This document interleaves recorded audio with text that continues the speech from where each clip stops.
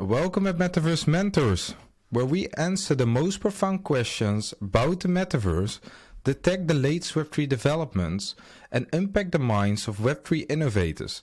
My name is Sami Badawi, and today in this episode I'm going to talk with Santiago Potea, CEO of Fitchin, the first of its sort Web3 esports platform. The goal is to get a better understanding on esports. Let's be honest, most of us know who Cristiano Ronaldo is, recognize names like Roger Federer. Those people are widely known for their respective sports. But names like Lee Faker, Kim Duembe may not have quite gotten the same recognition yet. But these athletes are about to become global superstars. Esports, as they are most commonly called, are an international grey area. They are enormously popular. Some events even routinely draw more than 1 million concurrent users, which make them incredibly attractive options for lucrative corporate sponsorships. However, the fluidity over international boundaries and lack of defined rules makes this incredibly complex. Overlaying that with a whole new wave of games that are emerging called Web3 games makes this topic an incredibly exciting theme to explore more narrowly. A few takeaways and benefits to look out for in this episode.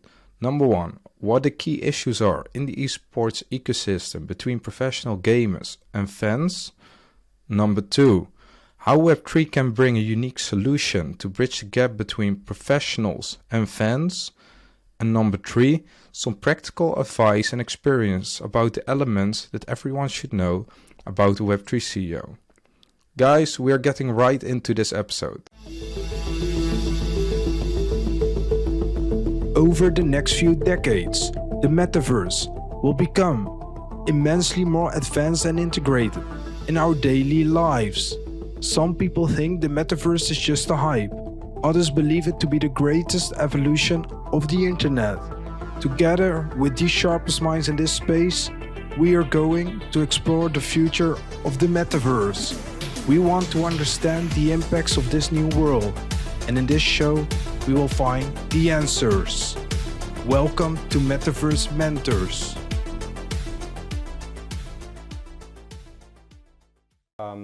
How it started?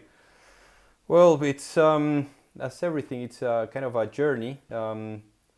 It started in business school 12 years ago in New York, and some friends I met there and relationships that I made there, and for several years we had been talking about investment in crypto and the possibilities and so forth.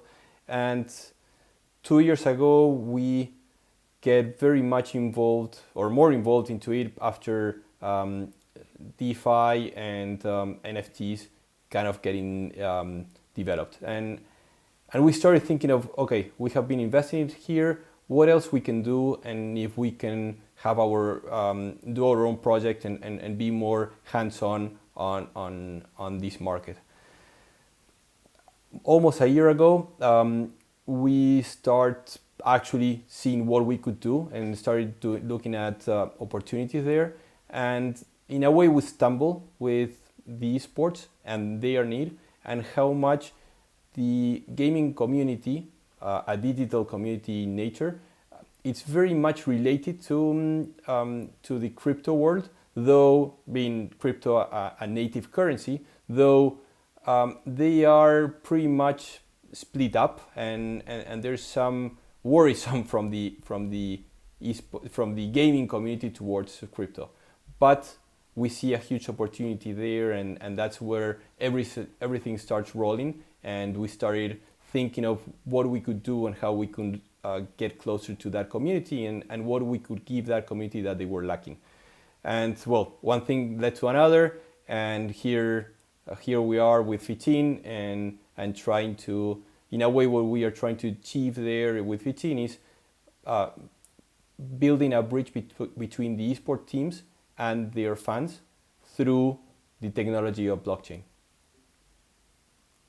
So thanks for that speedrun on your background. So if I recall correctly, like already about 10 years ago, you were a bit familiarized with blockchain and the technology around that, like 2012 or something? Yeah, I was not investing. I have to be fair. I was not investing that much. But there's one of my partners, one of the founding partners, that he's a crypto native, and he was the one bugging us, bugging the team on this is something that you have to look at. This is something that you have to have your foot into, because this is really where the market is going, or where the technology and the a native currency is something that people will be using into the future, and this is something that as an investor or someone that likes finance should definitely be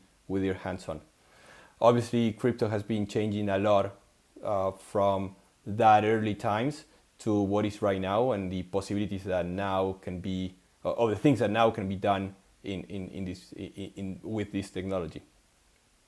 Yeah, sounds very familiar as to other guests who got acquainted first time with crypto, and then they dig down the rabbit hole, and then ultimately some concrete project and objective was born there.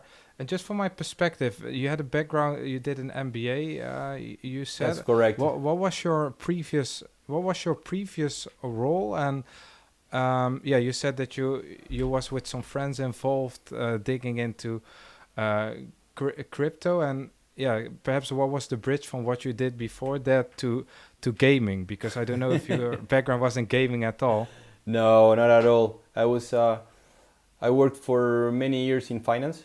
First, I didn't talk about that, but I come from Argentina. I studied economics. I started working in finance there. Then I wanted to move out of Argentina and get a bigger market, and that's how I ended up going to Columbia Business School in New York, getting my MBA. And after that, I was for 10 years working in finance in New York. So I was pretty much into finance now. What is the gaming, my experience in gaming? Well, not that much. I liked playing games. I liked I never was that good at it, or never do it professionally, or even not even close to that, or competitive. But I have always played some games, and I do like that. I don't have a gaming name, but still I like it.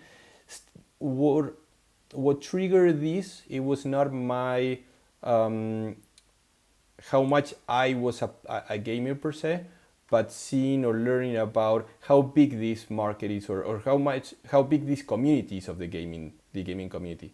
We are talking about, in the world, there's billions of gamers or that play different games, and more specifically here we are tackling the esports, and the esports we are talking about an audience of 500 million viewers, and then enthusiasts we are talking about 260 million enthusiasts of esports.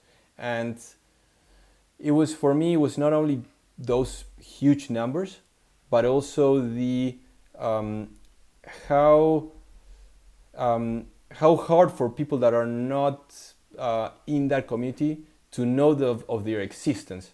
And why is that? Because at the end of the day, they're digital communities. It's not that you see a lot of those fans going to the stadiums, though they do go to stadiums for big games, but they are huge watchers, huge interactors in a space that it's not in real life spaces, but more into the digital world. So that was, in a way, was amazing for me on how big this community is, and how much I lack the knowledge. And a lot of people you talk about, you ask them about this community, and they know very little.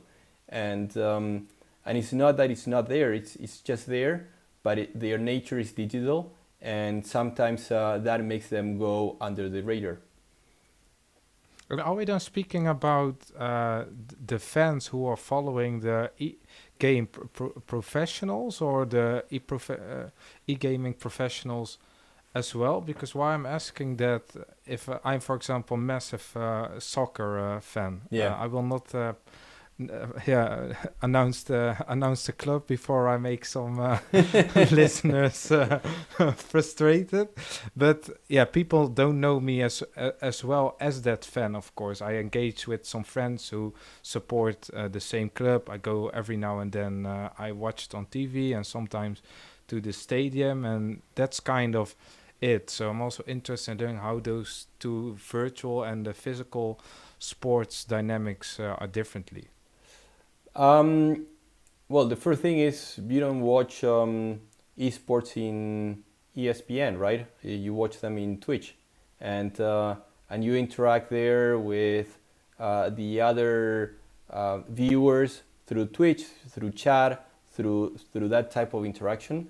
Then obviously they do go to stadiums, and you have huge games being played with I don't know, 50,000 or more fans into the stadium watching these athletes play, because right now they're athletes.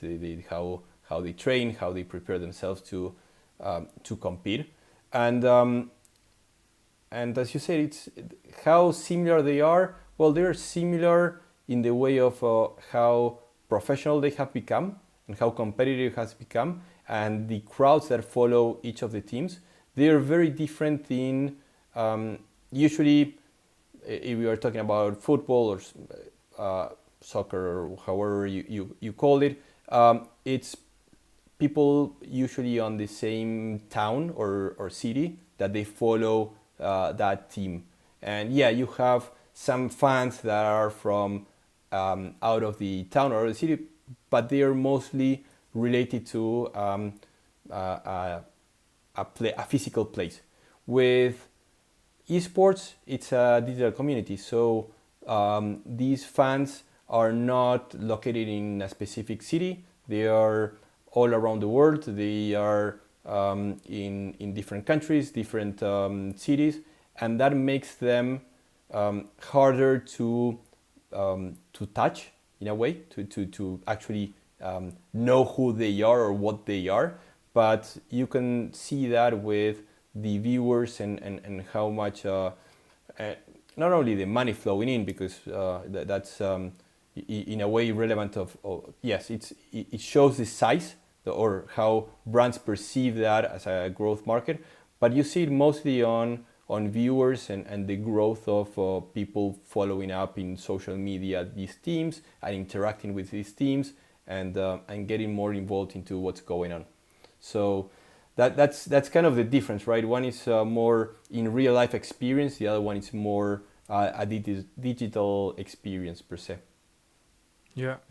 So that's then I see one of the key challenges: visibility for the people involved in these worlds. Of course, you have thought analytically and deeply about it. Can you tell us a bit more about the challenges in this landscape and how you with your co-founder and your team are aiming to solve that? Sure. No, and here is one of the, and I was speaking just before on how there's a lot of fans and a lot of people that follow these teams, but they are not located in one place, and they follow all this through social media and Twitch and media per se. So the big problem there comes from the team and how the team monetize, or monetize seems a little bit cold. How they not rely entirely on sponsors, and they rely more on their community as a way of revenue generation or of income. And that is the biggest for them thing to solve. Because right now with that structure, they are very much dependent on a sponsor paying the bills. And if something happens and those sponsorships fall off, they're on the hook, and their capacity to compete and have a good roster is kind of lost. So also is for the user, it's attractive on that team being more stable, and also, having said all the ways they relate themselves, they're all in a way, they're not passive, but they are, they want more. They want to access that team more. And that's the other thing that we want to kind of bridge and solve, is users or fans being able to get closer to their teams and have more experience being built from that relationship. And that's that's the second thing that we are thinking, because if you're just focused on teams making money and where are the users and what the users are buying and for what, and getting closer and experiences, that's what these people are looking for, these fans or these communities are looking for.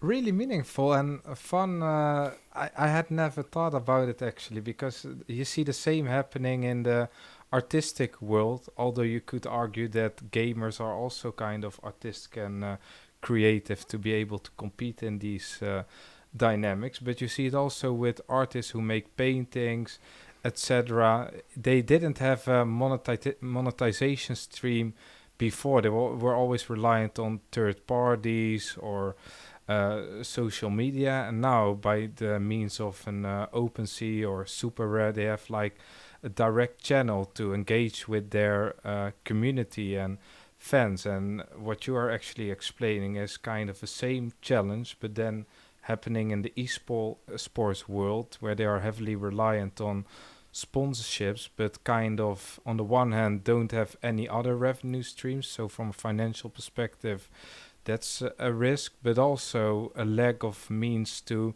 interact and engage with their community. So yeah, that sounds really interesting. And I can also imagine you, of course, have the Cristiano Ronaldos and the Messis in the esports world, but you also have perhaps less sophisticated and professional players. Are you targeting a particular demographic, or what's the idea around that? So I would say on the Cristiano Ronaldos and the Messis of the esports world, you have some players that are really good, but a lot of those characters are the streamers that stream the games and present the game to the audience and make it more fun to watch. Those are the big stars in a way. Who we plan to get into the project, we are planning on getting the top teams and their communities. And why the top teams? Or because in a way they have the biggest following base, and also they have the biggest infrastructure, so that they can give more to those fans. So going more into detail of one of the things that we are planning on giving, it's a membership pass. So in a membership pass, it's great, but the question is, okay, well, what this membership pass entitles? And by the way, this is it's a membership pass using the technology of blockchain and NFT. But the important thing is not the technology, is what this membership pass gives you, and it gives you exclusive content and tournaments, voting and polls, special benefits and discounts, access to special experiences and in real life events, and a community governed treasury. But on the access to experiences and in real life events, that has a lot to do on the capacity of the team to, in real life events, or of organizing an event and inviting you, of having a gaming house for you to go and play if you're close to them, in special experiences. Okay, they have a couple of rosters. Okay, can I do a meet and greet with them? Do you have some extra hours of the coach for me as a fan and a gamer myself to learn from him and have a training of 30 minutes or so? So the more infrastructure you have, it's more than you can give that fan base, and that's why it's not only that we are targeting them because of the amount of fans they have, but the possibilities of things that we can envision for this fan base. I'm trying to think of a platform that does something similar, but I really cannot think of it. So either it's very new, or Santiago, you're going to tell me that Twitch or other platforms are trying to establish something similar. How is the No, market look? Okay. there's no one doing that. But the membership passes is not something new. We've seen teams trying to do that by themselves, and and some did pretty well with that. None using the blockchain technology. The blockchain technology is nice for that because you can, once you have the membership, the NFT, you know exactly who has it, and it's not that you can target that specific user in a more defined way and use it as a way to open doors. For instance, a Discord channel just for members holders and chat with the team there. Just one example, right? But the NFTs allows you that. I don't know, you do polls, you know who voted, and that voter has an NFT. So the technology, it's kind of taken to the next level, something that has already been there. And you see the membership passes in traditional sports, you have a lot of that, right? It gives you access to a stadium or more cheaper tickets. But it's you already have that, something in existence for sports followers. Here is a tweak that even a bigger tweak that what has already been done. So yeah, it's in a way it's nothing new, but no one has bring to this market the perfect tool or more broader tool to actually fix the problem they're having. Yeah, very cool, very cool. On the one hand, I can imagine that Fitchin want to establish as much partnerships with professional e-games as fast as possible to get them on the platform and also find their communities. But simultaneously, I can foresee that this infrastructure that needs to be built is also not something tiny. It's kind of comprehensive. So how do you divide that focus, or am I misforeseeing that? No, you're just on the spot. And so going a little bit backwards on what is the platform that we are building, or how we call it the playground. This playground has four main parts. One is the community hubs, where you have your membership passes, and that gives you access to all the things that I have previously mentioned. Then there's a tournament platform. And why a tournament platform? Well, gamers want to compete, they want to play. So allowing the amateurs following base of these teams to compete and have fun, right? The third aspect is a marketplace where we, Fitchin and our partners, we can create limited editions and value-added content for the audience. And the fourth aspect is a metaverse experience. Not a metaverse per se, an experience at the metaverses that are already there. We have more of an open, an agnostic strategy on metaverses, and because we think that users want to go to different metaverses for different experiences, and we want to allow that and engage with them in the different metaverses and with different experiences. So as you see, yes, it's a very comprehensive and very big scope. And as you were saying, okay, you are building all this. If you go to a team with nothing being built yet, the question is, okay, that's fine, but come back once you have something already there. And we are getting to that point right now with the tournament platform almost ready to go out, with the community hubs in advanced stages. Marketplace will be probably by the end of the year, and the reason for that is you're not gonna trade too many digital assets at the beginning, so it's better to put it downwards, backwards into our pipeline and not just the first thing. And the metaverse, we are already working on a Decentraland experience to be there around end of September or so. So and that's why we are now more comfortable talking to the teams and we are talking to top 5 teams in Latin America, in Spanish-speaking Latin America.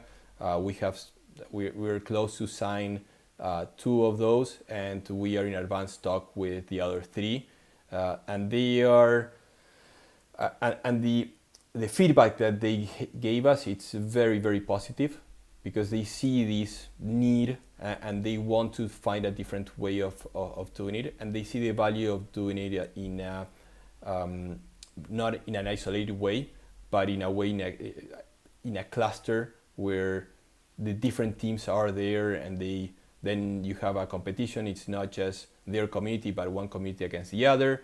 You are in the metaverse, and we have the house of the team, and then the user can cross the street and have the other team's house there, and then you can do some things between 2 communities in the same place, and you start playing around with not just one team, but the whole scene, the whole community of esports doing stuff around it. It's very nice to hear, because as you mentioned earlier, there is generally quite some skepsis from the gaming community towards blockchain technology and incorporating that to their world. So it's really nice and positive to see that their responses are not super hostile, actually. I understand the gamers why they have been so reluctant for blockchain to get into their world, and the reason, I think, there were a lot of things that were done in a bad way, where the user was not in the center. It was more focused on quick profits or playing around, and and a gamer wants to play, they want to have a fun time. They don't want their world to be only for making money. They have their day job for that. They just when they come back home, they just want to fly around in a different universe and have fun and relax and enjoy time with their friends. And when you are only focused on making money, it's in a way you're killing that that holy place that every gamer has. And it's fair to be to have some backlash when it was done that way, not taking into account their needs. 100%. I wholeheartedly agree. It's a natural response, and it's also it's happening with every transition, and there's definitely some work that needs to be done. We saw the examples and recent turmoils of some play-to-earn gaming, so they were not wrong in that regard either. So I completely agree. What I'm as well interested in, I see in a lot of crypto startups or gaming, crypto or blockchain startups, a similar pattern where companies are focusing on the one hand a marketplace, on the second hand a metaverse, and then primary and secondary, their real differentiators. I am not an entrepreneur, I'm just a podcaster, but if I put myself in the shoes of an entrepreneur, which I like to do every now and then, I could imagine the dilemma or the trade-off that on the one hand I want my application to be as cool as possible, but simultaneously I just have a couple of very bright developers who just have X hours of time available every day. So my question is, what is the reason, Santiago, that you opted to do start with the marketplace, the metaverse as well, instead of not focusing on the platform alone and then see what comes from that? Our first focus is on the tournaments, and the reason for that is we want to have the community playing and having fun, and that's the first aspect that we are working on. The second aspect we are working on is the community hubs, so that not only we allow users to play, but also we allow them to get closer to their teams. And So we actually, those are the key elements. value props. Yeah. Yeah, if the key element of Fitchin is the community, and that's the key thing. So it's how we give that community more, and where you give them more is first on tournaments and community hubs. Why? Because you allow them to play, to have fun, and you allow them also to relate to their teams and get closer to their teams. The marketplace comes if you want last, because until you don't have assets to sell, to trade as a user, what do you need the marketplace for? So it's more at the beginning of getting closer to the teams, getting to the tournaments. Yes, there will be digital assets being created. You will be able to trade them into the future. The metaverse is a little bit different, or the effort to develop the metaverse is a little bit different than the other three aspects, because it's a different team that needs to design and develop the metaverse experience, because we are not building a metaverse per se.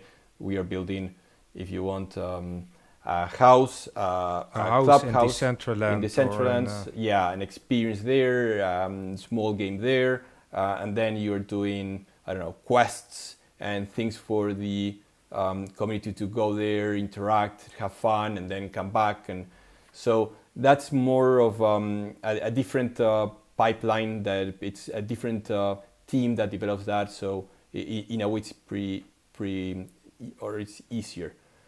Going back to the center of your question, marketplace for me is last, because that's transactional and it's great.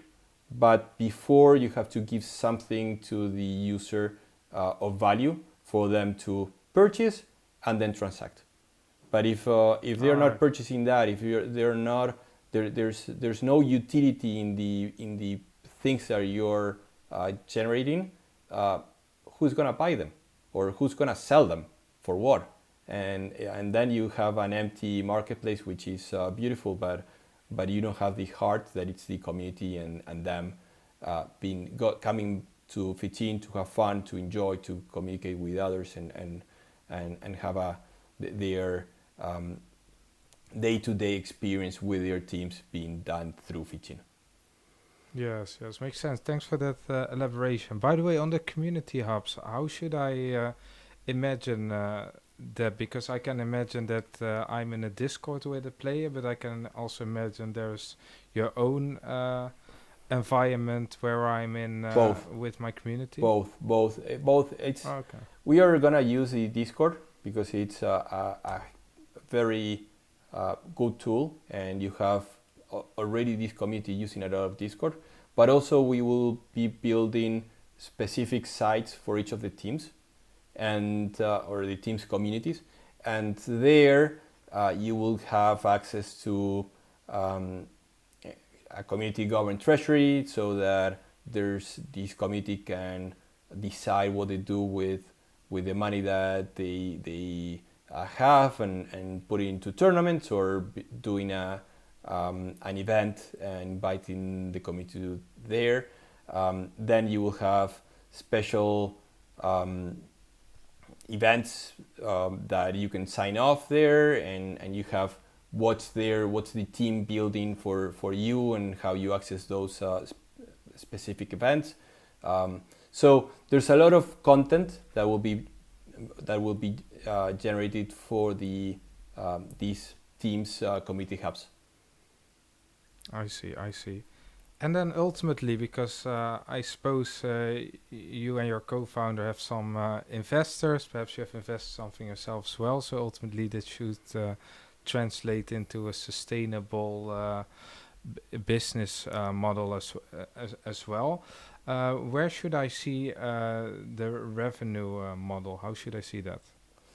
The revenue model,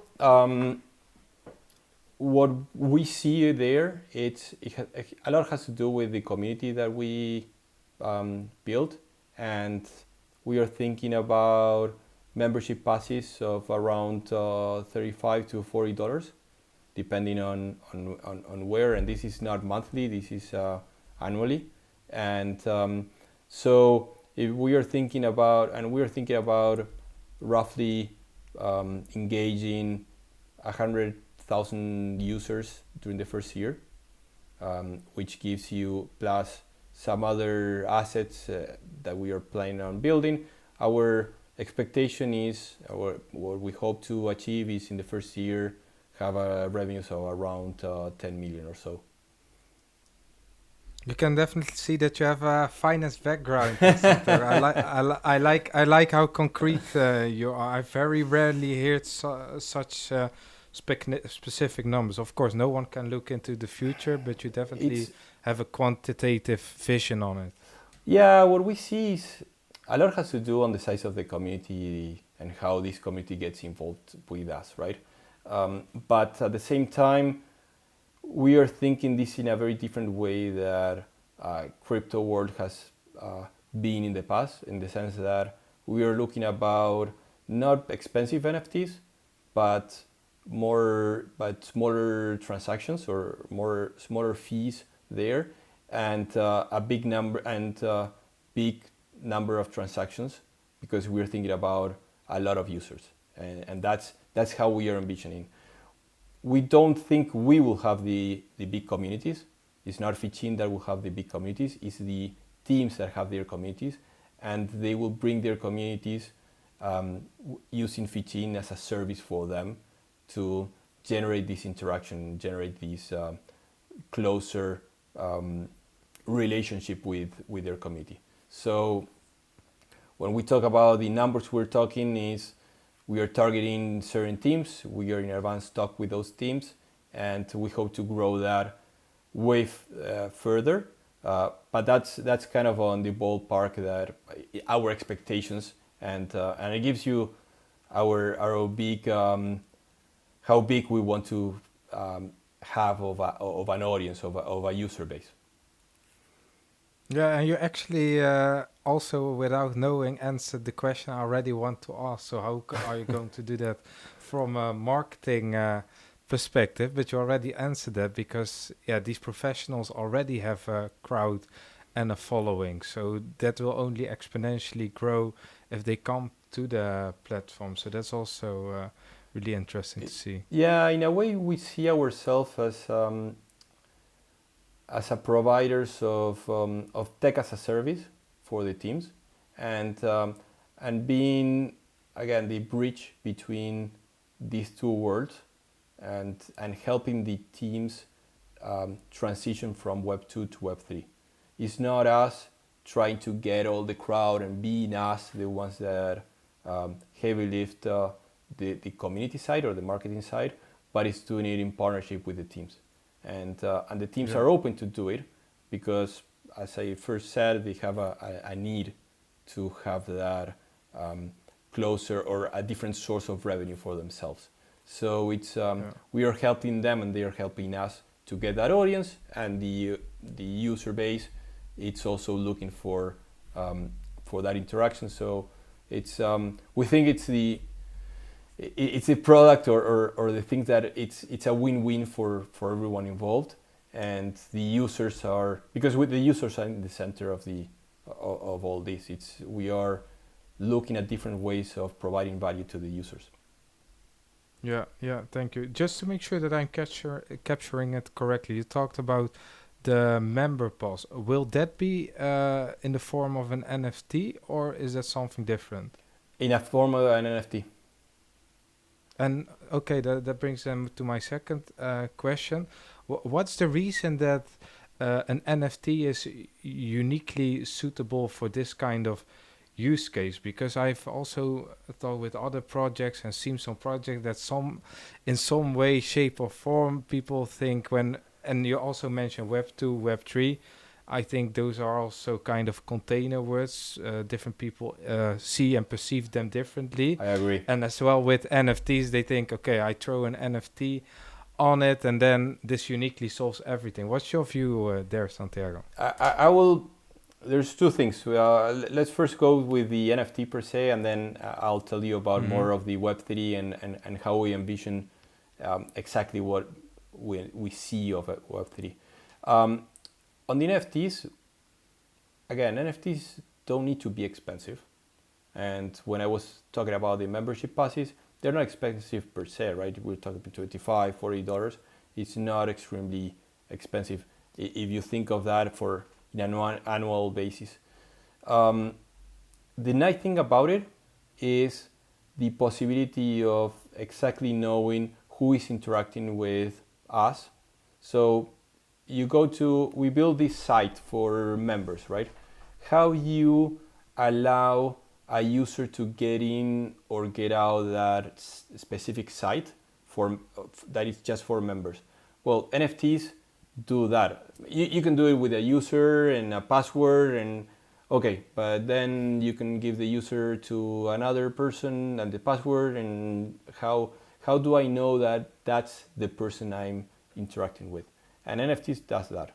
You know that by having it in the wallet, you gain the access and that's it.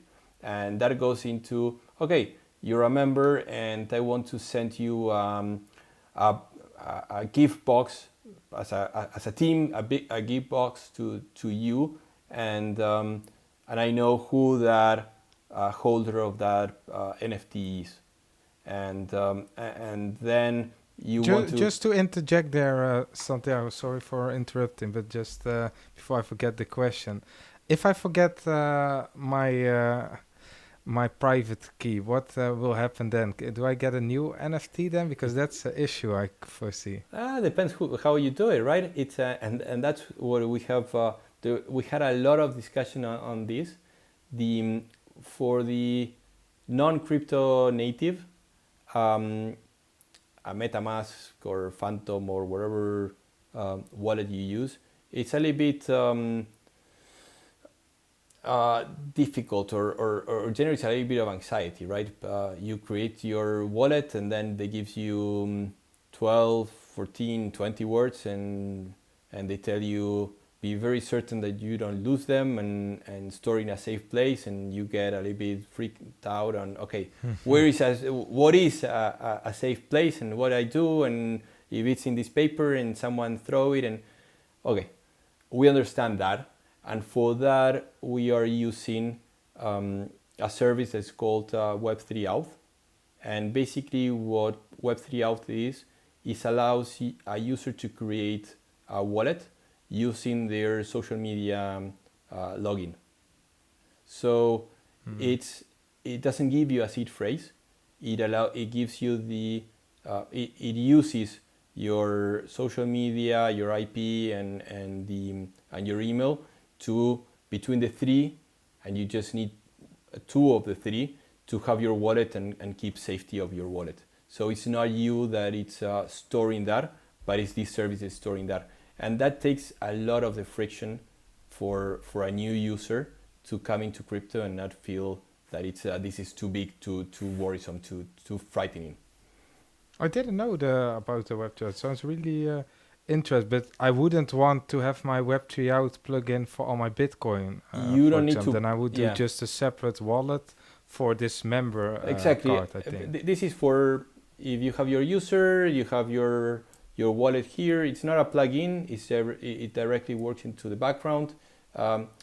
There's another Magic is another protocol that does this. There are a couple of that are exploring this, and again, it's a way of reducing the friction for a new user that doesn't want to go through all that hassle of having all these seed phrases and these frightening new experience, or download this icon in your in your internet, in your web server, in your web in your Chrome web browser. Yeah, browser. Yeah. Your so that takes a little bit of the friction and the worrisome. Thanks for the explanation. And sorry for interrupting. You wanted to elaborate also on the Web 2, Web 3 part, but just before I forgot my question. No, and in the Web 2, Web 3, it's the difference is Web 3 is not just writing and reading, but also owning the assets that you interact with. And for us, is Web 3 when we think about Web 3 into this project is we are thinking of everything that you do in our platform, every interaction, every tournament you play, everything you purchase, or just chatting in the Discord, for that to give you points and points in a way of XP, and we call that energy. And at the same time, have your avatar that grows with more XP that you have, more energy that you have.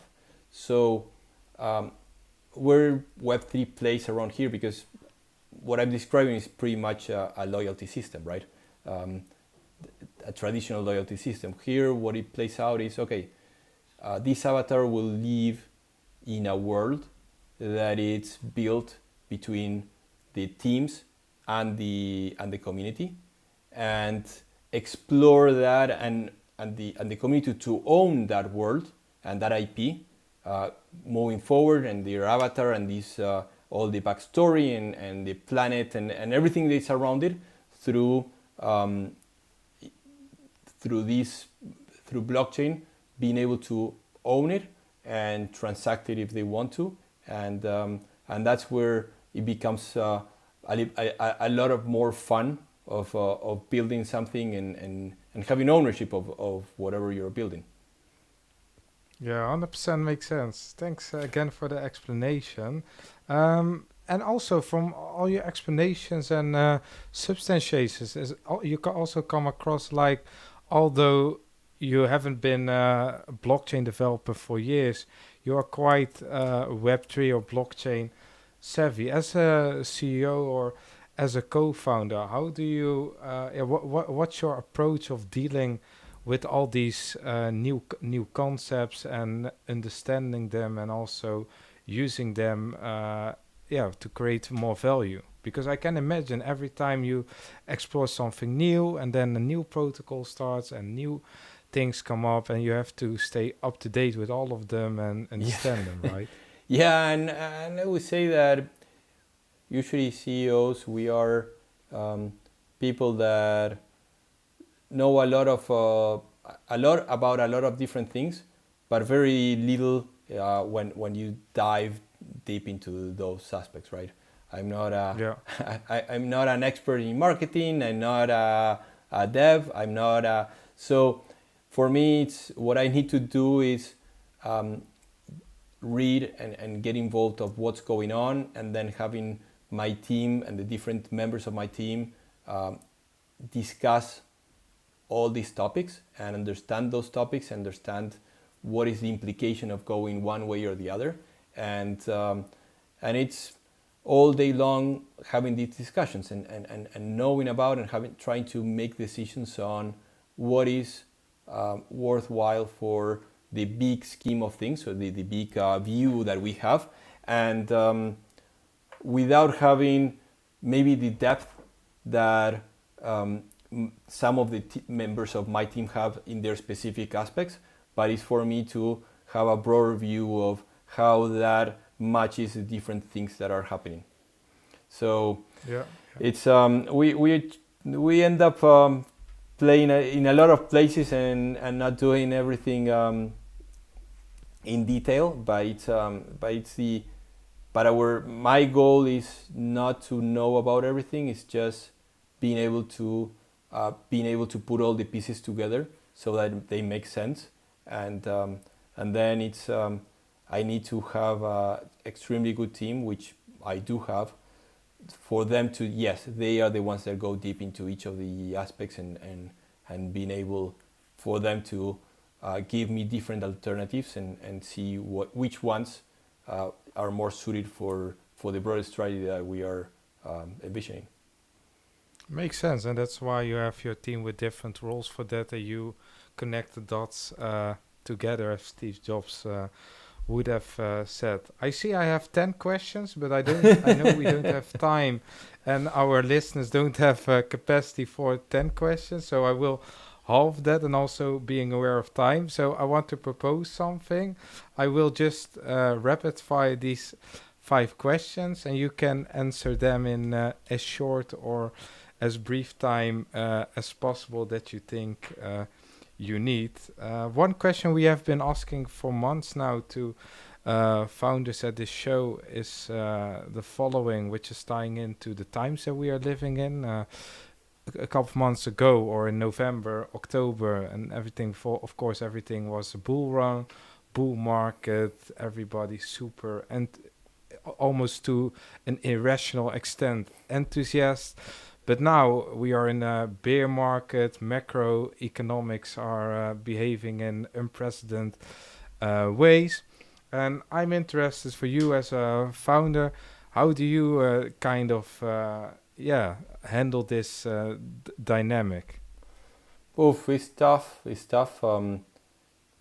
I think that, yes, we are right now into a bear market.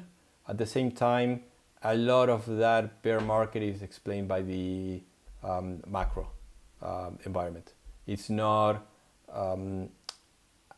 created because of crypto, right? It's not that it's crypto winter and everything went down because crypto is not working or people are leaving. It's just the market, the macro market, it's under pain, and that translates into crypto.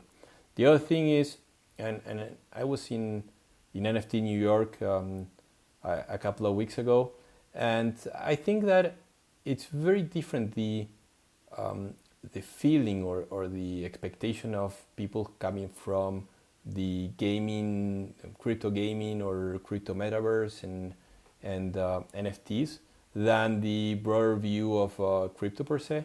It's when you see these pockets where they're targeting bigger audiences and generating revenue or value through content, we see more optimism and more possibilities of things to do and value to be accrued. Thanks for that. Second question, I saw something across on the website and in some articles with a collaboration with Kun Aguero. Can you tell us a bit about that? Sure, yeah. Kun is an ambassador and advisor of the team. We started talking to him several months ago, and he was very much involved. He really liked the project, and he got very much involved into what we are doing.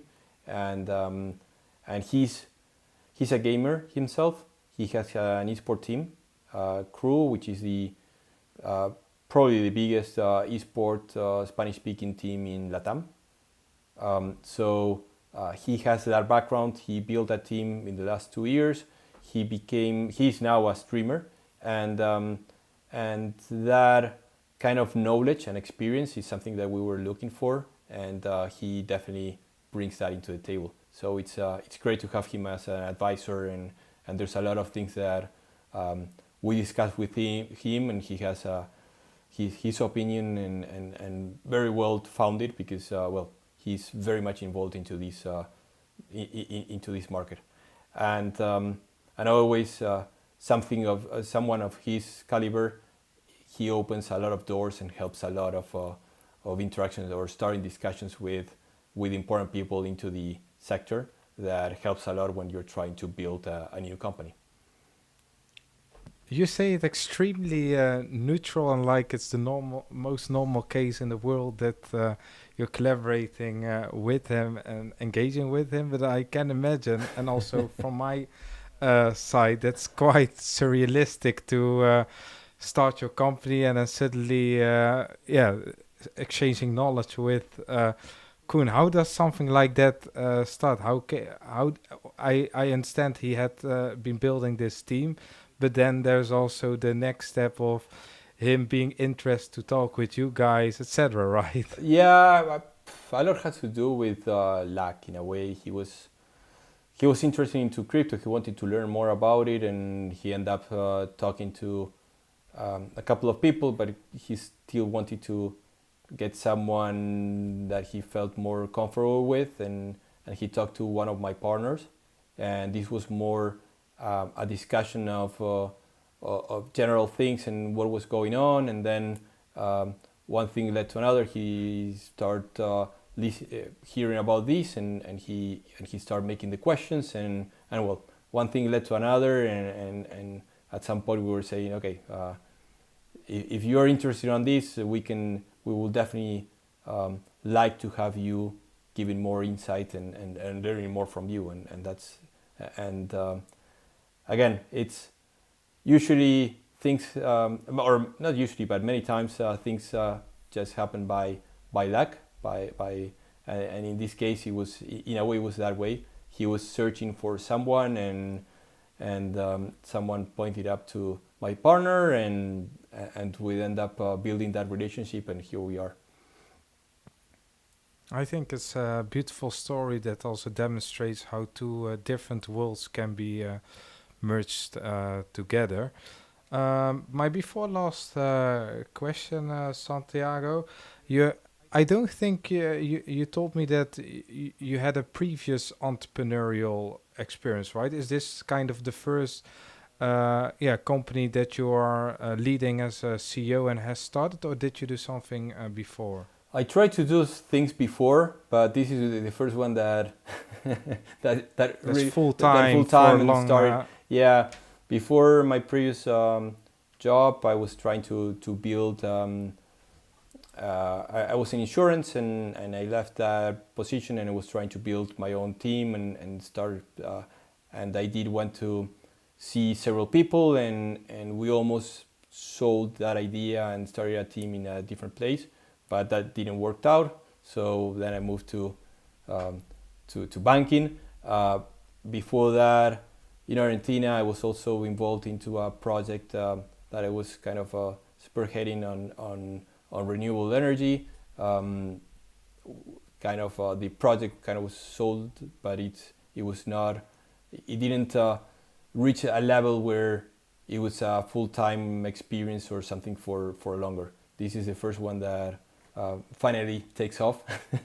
So it's a new kind of role for me.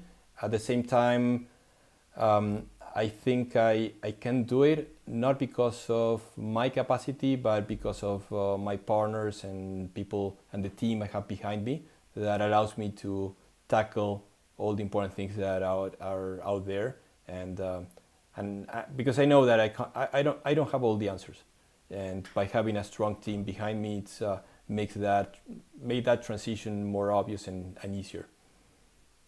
Yeah. The reason I'm asking that, because Metaverse Mentors is talking weekly about Web3 Metaverse topics, but simultaneously, it's also, you could also see it as an entrepreneurship podcast, and there have been written a lot of books on how to pursue entrepreneurship, but who to better learn than the people who are really in the field, right? And you have been already a lot of months down there, and you already told that your team is equipping you with the right answers, of course, and you cannot answer anything, but if there's one key learning that you would like to give away from your journey as a CEO, what would you share there? I would say two things. One is you have to be very comfortable with not knowing what's next, and with uncertainty, and that's the everyday kind of feeling. And if you're not comfortable with that, it's not enjoyable. The second thing is you need to know that you don't have all the answers, and if you think that you will have all the answers, and you are and you're not and you don't listen to others, it will be a very expensive trip, because no one knows all the answers. You need other people, and those are the key aspects to actually being able to develop the product you're planning on doing and take it to the next level. Sounds like the funniest and scariest role at the same time. Every day learning And the something new, loneliest. but simultaneously not know. No, And yeah, that's perhaps it's also pretty a lonely. good addition. Yeah, but it's a lot of fun. It's a lot of fun of waking up every day and thinking what else can be built, and thinking again if am I making the right choices or not, and how I have to think of this and that, and still waiting for the verdict from the users. So it's a lot of building, and then everything will be out on the open, and we'll see if how big the mistakes or how good some of the decisions I made in the last couple of months. But it's then the user is the one that will give me a score and see if I'm doing the right thing or not.